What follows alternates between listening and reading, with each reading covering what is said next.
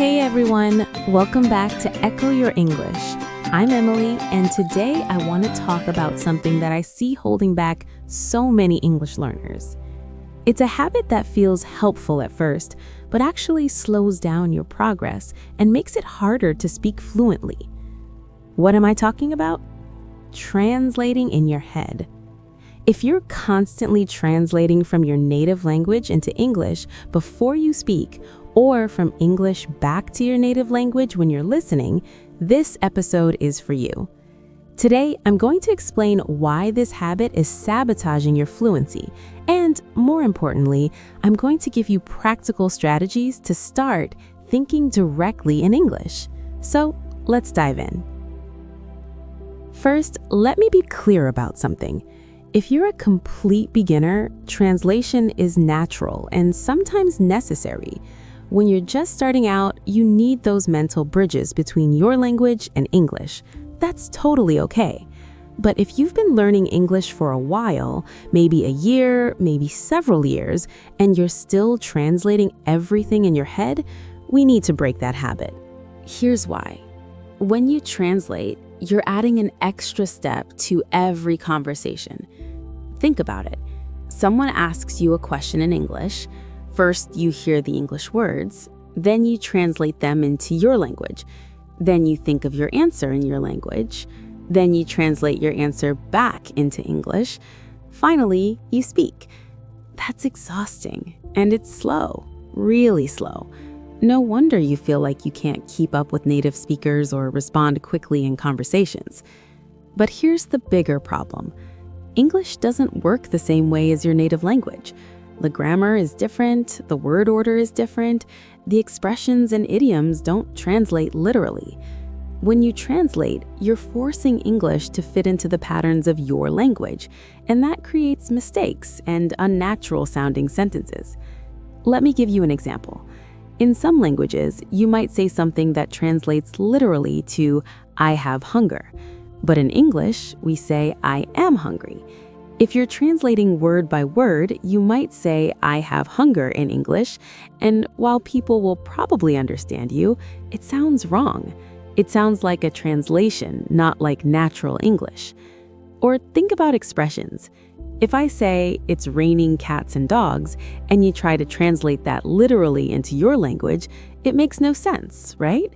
You need to understand what it means in English, that it's raining very heavily, without translating each word. This is why thinking in English is so important. When you think in English, you're accessing the language directly. You're not going through your native language as a middleman.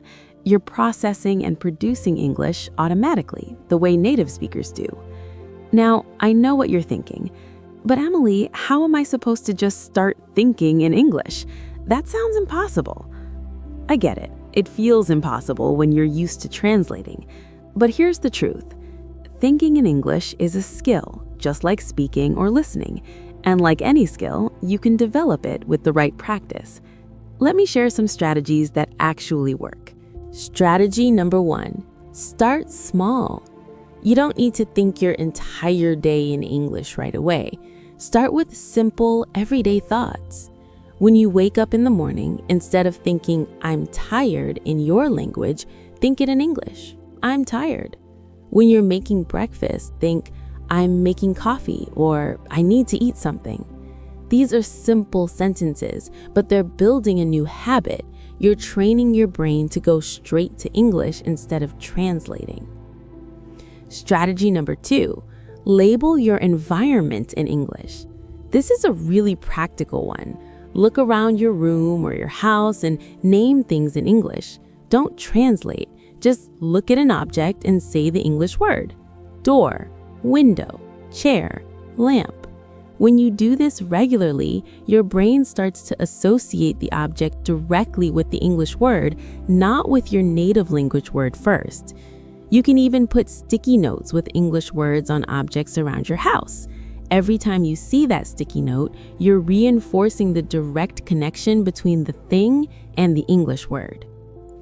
Strategy number 3, narrate your actions in English. This one might feel a little silly at first, but it's incredibly effective. As you go through your day, describe what you're doing in English, out loud if you can, or in your head if you're in public. I'm walking to the kitchen. I'm opening the refrigerator. I'm taking out the milk. I'm pouring it into my glass. This is called self-talk, and it's one of the best ways to build fluency. You're practicing English constantly in real-life contexts without needing a conversation partner, and you're training your brain to think in English automatically. Strategy number 4, stop using translation apps for everything. I know translation apps are convenient, but every time you reach for that app, you're reinforcing the translation habit. Instead, try to use English to English dictionaries or explanations. When you look up a word in an English dictionary, you're learning the meaning in English, not in your language. This helps you understand concepts in English rather than as translations. For example, if you look up the word excited, an English dictionary might say, feeling very happy and enthusiastic. You're learning the meaning through other English words, which builds your English thinking skills. Strategy number 5. Immerse yourself in English media, but do it the right way. A lot of learners watch English movies or shows with subtitles in their native language. And I get it, you want to understand what's happening, but those native language subtitles are keeping you in translation mode. Here's what I recommend instead. If you're intermediate or advanced, watch with English subtitles or no subtitles at all. If you're not ready for that yet, watch something you've already seen before. Watch a movie you loved in your language, but this time, watch it in English. You already know the story, so you can focus on the English without getting lost. And here's a pro tip. Watch content made for English learners or children's shows in English. They use simpler language, clearer pronunciation, and lots of repetition. This helps you understand without translating. Strategy number 6. Practice thinking about your opinions and feelings in English. This is where it gets more advanced. Throughout your day, you have thoughts, opinions, and feelings. Start expressing those in English, in your head. I'm frustrated with this project. I wish my boss would give me clearer instructions. I'm excited about the weekend. I can't wait to see my friends. These are more complex thoughts, but they're real. When you practice thinking your actual thoughts in English, you're preparing for real conversations. You're not just memorizing phrases, you're learning to express yourself authentically. Strategy number 7. Have conversations with yourself. Yes, I'm serious. When you're alone, have full conversations in English. Imagine someone asks you, "How was your day?" and answer out loud. My day was pretty good. I finished that report I was working on. I had lunch with a colleague. Now I'm just relaxing at home. Or imagine someone asks, "What do you think about that new restaurant downtown?" Answer it. "I haven't been there yet, but I've heard good things. I want to try it sometime." This might feel weird at first, but it's incredibly valuable practice. You're building fluency without the pressure of a real conversation. Strategy number 8. Learn phrases and expressions as complete units. Instead of translating word by word, learn how phrases work as a whole. When you learn "how's it going," don't think about each individual word. Just learn that this phrase means someone is asking about your well-being or how things are in your life. The same goes for idioms and expressions. Break a leg means good luck. You don't need to understand why we say that or how it translates. You just need to know what it means and when to use it. Strategy number 9. Accept that you won't always find perfect equivalents. Some things in English don't have a direct translation in your language, and vice versa. That's okay. That's actually normal. Instead of trying to find the perfect word-for-word translation, focus on understanding the concept or feeling behind the English. For example, English has the word awkward to describe an uncomfortable social situation. Your language might not have one single word for this. Instead of trying to translate it, just understand the feeling, that uncomfortable, slightly embarrassing feeling when something socially strange happens. That's awkward. Strategy number 10. Be patient with yourself. This is the most important one. Changing the way your brain processes language takes time.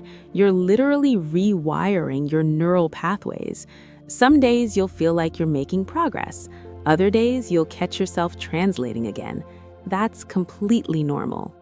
Don't beat yourself up. Just notice it and gently redirect yourself back to English thinking. Now, let me address something important. Some of you might be thinking, but Emily, I'm proud of my native language. I don't want to lose it or forget it. And I completely understand that concern. But here's the thing. Thinking in English doesn't mean abandoning your native language. You can be bilingual. You can think in multiple languages. In fact, many bilingual people switch between languages depending on the context.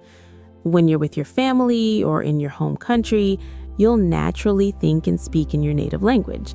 When you're in an English environment or having an English conversation, you'll think in English. Your brain is capable of both. Learning to think in English isn't about erasing your identity or your native language. It's about adding a skill. It's about becoming more fluent and confident in English. Let me tell you about something that happens when you start thinking in English. Your fluency improves dramatically. Conversations become easier. You stop hesitating so much before you speak. You understand English media better because you're not constantly translating in your head while trying to keep up.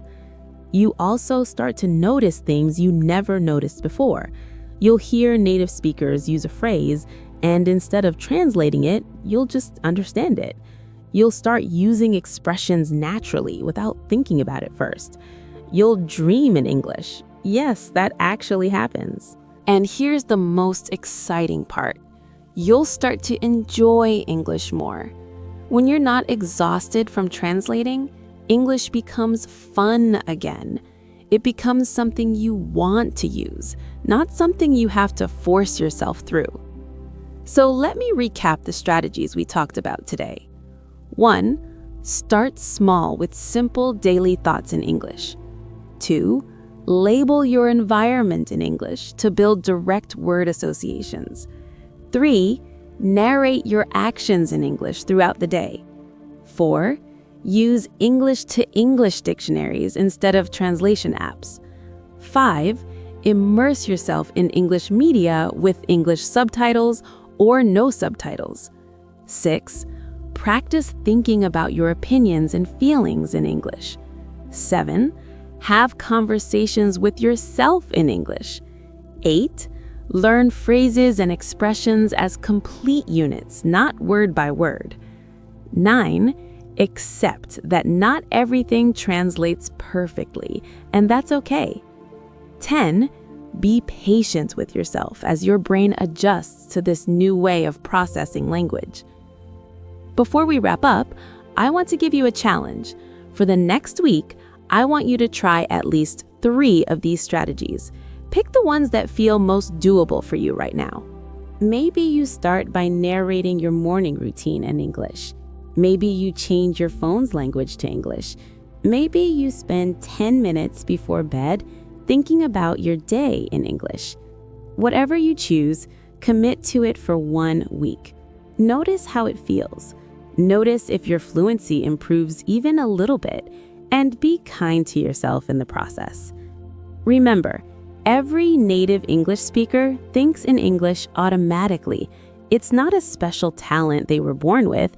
It's a skill they developed by being immersed in the language. You can develop that same skill. You just need the right practice and a little patience. All right, that's it for today's episode. I hope this was helpful and gave you some practical tools to start thinking in English instead of translating. If you enjoyed this episode, please give it a thumbs up and subscribe to Echo Your English. We create content to help you learn real, natural English, the kind you actually need in conversations in daily life. And let me know in the comments, do you translate in your head? Which strategy are you going to try first? I'd love to hear from you. Thanks for listening, and I'll see you in the next episode. Keep practicing, and remember, you're capable of more than you think. Bye for now.